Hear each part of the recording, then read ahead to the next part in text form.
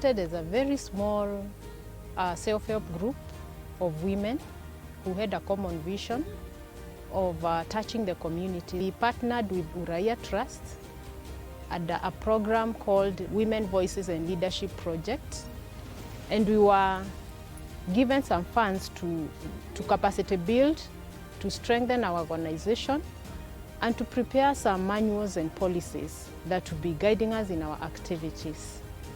One of the things that really pushed us ahead was the development of a strategic plan, which we did a 10-year strategic plan, and we trained 25 participants during the development of that plan.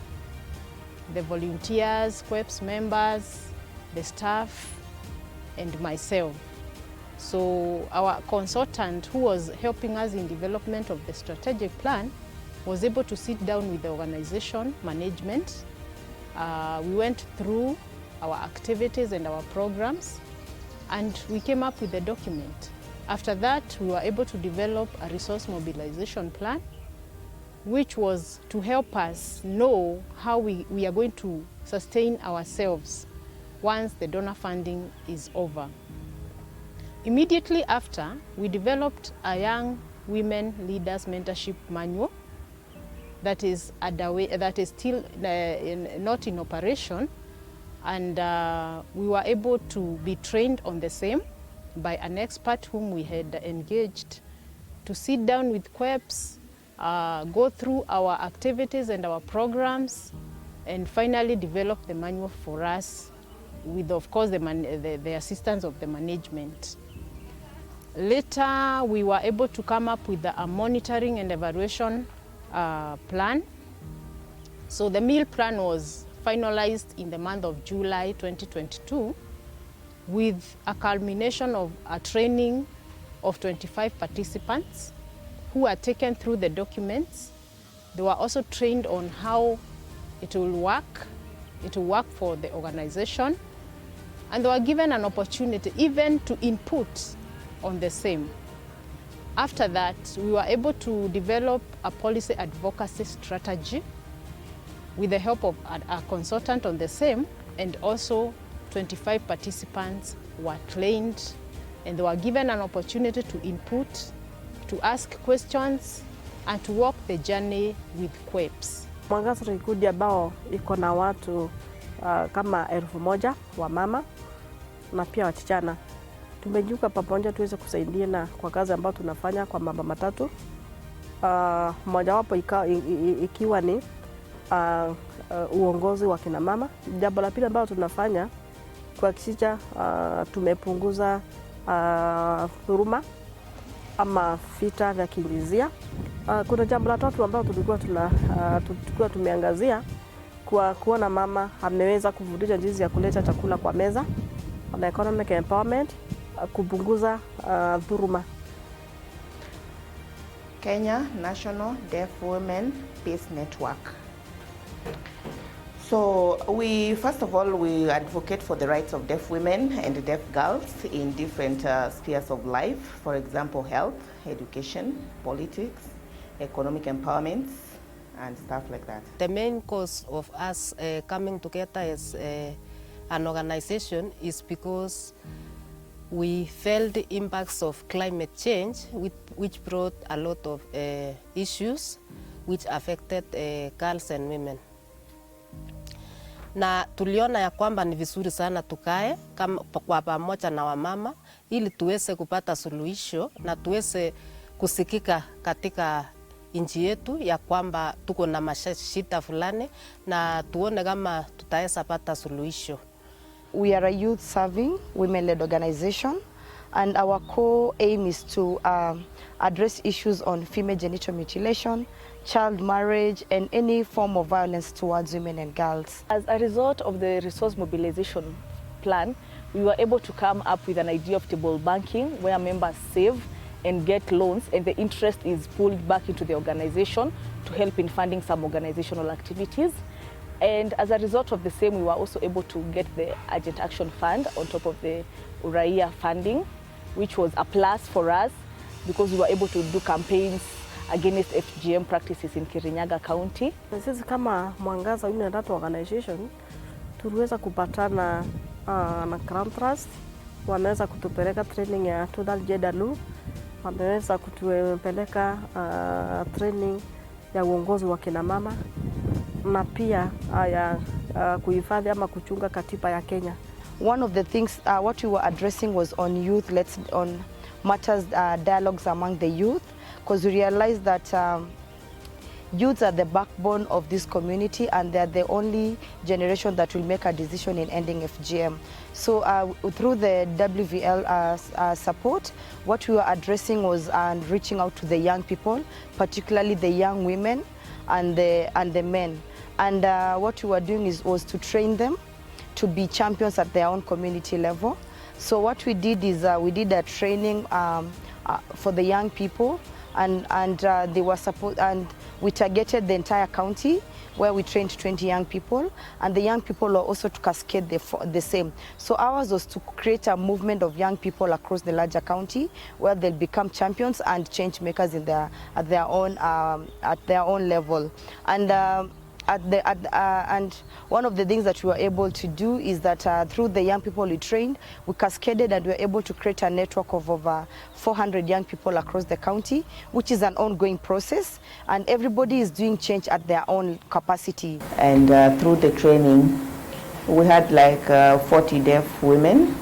So we trained them in leadership mostly, and they were able to understand what is leadership, and once they become members, their responsibilities. I think it was 3 days. We had this for 3 days, and they were able to understand lots of the things, and then they were able to join the organization after that. In the preliminaries of need assessment through Mwaro, they realized there was a lot of school dropouts. Girls would become pregnant at early age, and then even if they tried to bring them back to school, there was a lot of stigmatization, and that led to, after training through CRAWN Trust, Mwaro Group recruited patrons who would form girls' forum in the schools, and that addressed the issues that girls were facing. Mwangaza have been able to recruit boy champions right at school, so that they become the protectors of girls. And with that, it has really brought a harmonious community that is addressing its issues together. Kwanza kabisa, wasichana walikuwa wanaathirika sana. Tulikuwa tuna experience gender based violence in irate, school dropouts, early pregnancies, early marriages, na hayo mambo yote ilikuwa inatokana tu ni kwa sababu ya tulipofanya investigation tukaona ya kwamba inatokana na mambo ya poverty na lack of knowledge. So tukaona ni vizuri tufunzane kama wamama na tujaribu kuona ni nini itatusaidia. Na tukaona ni vizuri tukue na income generating activities ambayo itasaidia kina mama ili waweze kuaccess income kidogo, ndio waweze kusaidia mafamilia zao na wasaidie wasichana wao. Tuliona ya kwamba ni vizuri tufanye kazi na government yetu, sub county government, kwa sababu tuliona kuna policies ambayo tutatengeneza kama wamama, na ni lazima tuhusishe hawa ndio iweze kukua strengthened na hawa government yetu, kwa sababu tuliona tusipojulisha serikali yetu itakuwa tu hata watu wa community wataona hakuna kitu ambayo hawa mama wanafanya, na tulipojulisha serikali yetu walifurahi sana na wakaungana pamoja na sisi na wakapusti mambo yetu iende mbele. Imeweza kusaidia CREAW kuestablish structures, basic structures like the policy documents na kununua baadhi ya mitambo ambayo inasaidia katika kuendeleza mipango zake ama computers. So kitu moja ambayo nasema tumefaidika ni katika kujenga ile structures ya CREAW. Kwa sasa tunaweza jivunia kwamba tuko na policy documents kama the finance policy, finance and procurement. At the same time tumetengeneza policy document ya human resource and leadership succession. Kuna ambao wameweza kupata ile nomination kwa viti vya kisiasa. Kunao baadhi ya watu ambao wameenda mikutano kubwa kubwa, especially ile meetings ya kujadili mipango za county kama CID development, public participation kwa mambo ya budget development, na ukiona hapo ndani hautakosa kuona tunda la the WVL project, sababu ile confidence level among our mothers and young girls imekuwa juu. When we got the Women Voice and Leadership project, it has been an eye opener to us kwa sababu tumeweza kupata funding kutoka organizations tofauti, na tulishukuru sana kwa sababu tulijua mambo ya kuandika hata proposal, tulipewa trainings tofauti ambayo imetu strengthen katika Paran Women Group, na hata tukiandika sasa proposal inaenda tu tunapata pesa, na baada ya hiyo project ya Women Voice and Leadership tuliweza tena kupata funds kutoka Canadian Funds for Local Initiatives, that's from the Canadian High Commission, na tukaweza kupata kutoka NetFund ambayo walikuwa wanatusupport na mambo ya environment, na tena tukaweza kupata award from FIMI, International Indigenous Women's Forum for Environmental Conservation 2020. Hiyo imeweza kusaidia sisi sana kama wamama, ionekane ya kwamba leadership yetu hiko, na hata serikali yetu wametutambua, na hata wametupea tukue advisory committee yao kwa sababu ya leadership yetu ambayo wameona ya kwamba inaendelea mbele. Through Uraia ni mambo mengi sana tumepata kujua na kujua haki zetu. Tena kuna hii mambo na land, kurithi shamba imekuwa ni tatizo katika maisha ya mama, aswa sana ambao wanafiwa na mume wao. So utakuta ya kwamba mama anahangaika wakati mume wake anafiwa, so wale relatives wanakuja wanacraft kila kitu, lakini through Uraia tumejua kwamba mama ana haki zake ya kumiliki hata shamba na kujua steps ya kufuata ili uweze kumiliki title deed ya shamba yako. Yeah, so from this training, I feel like after we left, we also did an M&E just to evaluate the impact that we had, and we were able to understand that when we were doing this training, the members were able to go back and empower other people in their communities.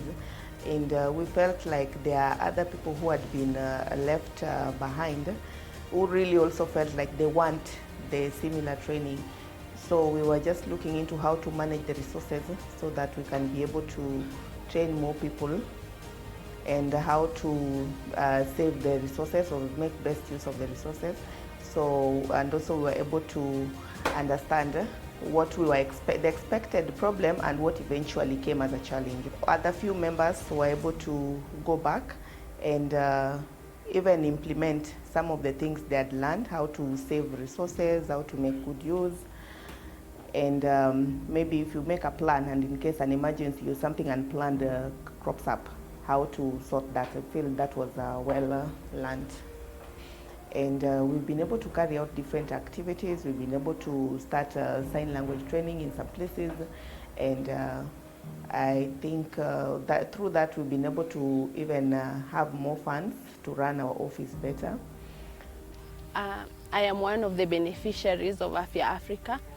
I took part in the trainings that they were doing in Narok Town, where I was able to talk about my stories, and pia nikaweza kujua that kuna wengine huko nyumbani wanaweza saidika na ile masomo yenye nimefunzwa na Afya Africa. So nikawa nafanya kazi kidogo na Afya Africa huko kwa community, kwa mashule, niweze kufunza wasichana kuhusu FGM, female genital mutilation, mental health, teenage pregnancy na vitu vingi. Nimeona impact mingi kwa sababu kitambo hakuna siku venye ungeenda waambie babako unataka kurudi shule akubali. Hawako wanaona umuhimu ya msichana, lakini saizi through the trainings zenye tumepitia na Afya Africa tunaenda tunarudi, tunaelezea mama zetu huko nyumbani umuhimu wake, na pia tumeweza pia sisi wenyewe kama wenye tumeundergo hiyo training, tunapeleka hiyo training yenye tumefunzwa huko kwa community, kufunza madada zetu wenye hawakuweza kukuja hiyo training, na nimeona imewasaidia wengi. At least pregnancy mimba za mapema saizi si sana, hata kama Narok tuko juu, lakini unaona at least wenye unaongelesha wanasikia. Hiyo training imesaidia sana. Hata mimi kuna vitu mingi sikuwa najua, nilikuwa tunaona kama tu vitu ni normal. Kupitia ile masomo yenye tulifunzwa na Afya Afrika, mimi binafsi nimeweza kuwa naenda kwa mashule, nafunza wasichana, pia nimeweza kuwa naenda kwa makanisa, na pia kufunzana tu nyumbani, kufunza marafiki zangu, na pia wale wenye tunatoshana kirika nawaambia hivyo. Nimeweza kuona hiyo mafunzo ikifanya kazi, kwa sababu siku hizi saizi hakuna msichana mwenye rafiki yangu mwenye nimeongelesha kuhusu hiyo masomo anaweza itikia saizi kupitia FGM ama hizo teenage pregnancy. Tangu siku hiyo tulipofanya partnership through Women Voice and Leadership Program, tulifanya mambo tofauti. Hata sisi tukakaa kama wamama, tukakuwa na resource center. Tumeweza kufundisha wamama maneno ya leadership, na saa hii nikiongea tuko na resource centers 5 ambayo zimekuja under Paran Women Group, na kila resource center iko na groups karibu 27. Tulifundisha wamama maneno ya women rights na girls. Tukasema wakishachua rights yao wataweza enda maofisi, na tulishukuru sana kwa sababu hata saa hii kila mama amechua haki yake. Tuliweza kusema ni vizuri tukue na mafundisho tofauti ya wasichana ili tuweze kukua na suluhisho ya kufanyia wasichana wetu ili waendelee na masomo yao, na tukue na haki ya kujua ya kwamba hata mtu kama anataka kuchukua msichana fulani kwa force, tuko na steps ambayo tunaweza kupitia na tunaweza kutetea huyo msichana mpaka tuone ya kwamba amefaulu katika maisha yake.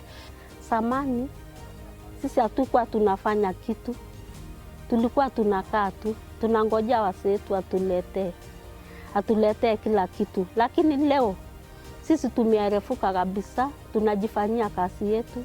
Utajilimia shamba yako kama eka 1 peke yako, na umeshikana na wamama kufanya merry-go-round. Siku hizi hauwezi omba mzee pesa kama zamani. The business training was very, very beneficial. It was good. So it taught us women how we can manage our businesses, how we could do the many things that the challenges that we face as women in business. So, and then it also happened another time we were invited for a training, and as we were training, I learned so much, and the issues that I've not been doing well, the areas I've failed in my business, I was able to learn and improve on them. So when I went back out there to my business, I really tried. I implemented what I'd learned, and I've seen a great improvement in how I manage my business today. From the trainings that we've had from Afya Africa, there are various changes that we've seen in the community. First of all, we've seen the decline in the practice of FGM in various areas that FGM was being practiced, and this is largely because of the trainings that have been happening and going through. And the second change is that the girls are now getting informed about their rights. They're also getting informed about issues of FGM, and because of that, that has led to the decline in the issues of FGM, because the young girls now are trying to refuse FGM, and they are hitting the hotline number because they don't want the issues of FGM. So that is a change that we've seen in the community because of the trainings of Afya Africa. And on the part of women and men, we've seen them getting more exposed, understanding the effects of FGM in the community, and we've seen even more women coming out who are survivors of FGM to speak about the scars that they've gone through, and that is an effect of the training, because even the young, the older women now are coming out and they are advocating and they are speaking about the effects of FGM, and they are becoming agents of change in the community, and they are also taking it. They're taking the battle against FGM to the communities and educating even other women who are not educated.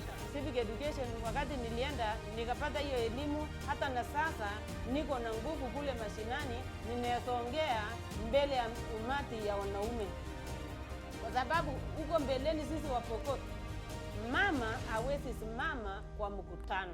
Leo hii ninaweza fika kwa gavana na niombe kenye inahitajika kwa area yetu na ifike. Kama juzi tumekuwa kwa public participation, nimekuwa mmoja yao ya Kapenguria ward ambaye niliwakilisha hiyo ward kwa public participation, na naona kama imefaulu kwa sababu tulikuwa na shida ya challenges tu yetu ya ward yetu, na naona kama hatutakuwa na hiyo shida tena, na hapo mbeleni hakuna mama ambaye angeweza kufika na kupeana ujumbe ya ward. We were able to be invited to a public participation forum for the CIDP project in Kirinyaga County, where we gave our views on what we would like seen and handled in the gender aspect of our county. Tumeweza kukaa kwa meza, tunajadiliana mashida yetu. Tumeweza activity ambayo ilikuwa inaendelea. Tumeweza kukaa chini sisi wenyewe, tumeandika memorandum of understanding, tumeandika petitions kwa both national and county government kwa ile mashida ambayo tuliona inatukuba. Tuliweza kukaa chini na viongozi, tunawapea, tunaongea, tunaambia ni kwa nini tunapea, then wana sign, wanakubali wao wenyewe.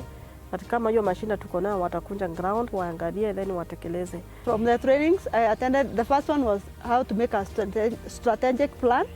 I've learned that in every group you have to have a long-term plan on how to conduct your project, even if it is an organization. Secondary training on advocacy. I've been able to identify problems in the community. I've been able to direct people on how they can express their rights in different organizations. I've also attended a program on risk management, because in every organization there have to be risks. So I've been able to identify the risk and be able to be prepared in the future on the ways how you can solve those risks. Some of the young people that we trained, and I'll give an example. We had a young lady by the name Sereti Nabala. Sereti is an FGM survivor, and she was one of those girls who could not open up before the public. And after we trained her, Sereti's esteem went up, because she had self-esteem. She could not speak before anybody. She could not even share her story. But after we trained her and we engaged her severally, Sereti was able to start her own organization in Narok West, and currently she's working with young girls and women in Narok West, and she's making a good impact. Just the other day, she was awarded by the Anti-FGM board as a female champion in Narok County. Out of the capacity strengthening from CREAW, we were able to attract more funding from Forum Civ, where they supported us. Recently we're implementing a project with USAID, and all of this relates to what CREAW did from the beginning, training us, having us on board and working with us the journey. So with the work we've been doing, we've been able to create a big movement of women and girls in Narok County. And out of that, through the support of, just as a continuation of our work, Africa was able to develop the Narok anti-FGM policy, which we recently launched. And this came about from the work we've been doing, from the gaps we acknowledged. And so currently Narok County is the second county in the hotspot counties with an FGM policy awaiting implementation. As of now, I think the only thing I am comfortable doing is talking about women issues and ensuring that women know what they require, they know their rights, they know their responsibilities, they believe in themselves, they know they can go so far, because hapo kitambo we used to believe that we are limited, but now after this I am able now to talk to women and tell them you're not limited. What a man can do, a woman can do better. We can go far and encourage them to pursue everything they want in life. Yeah.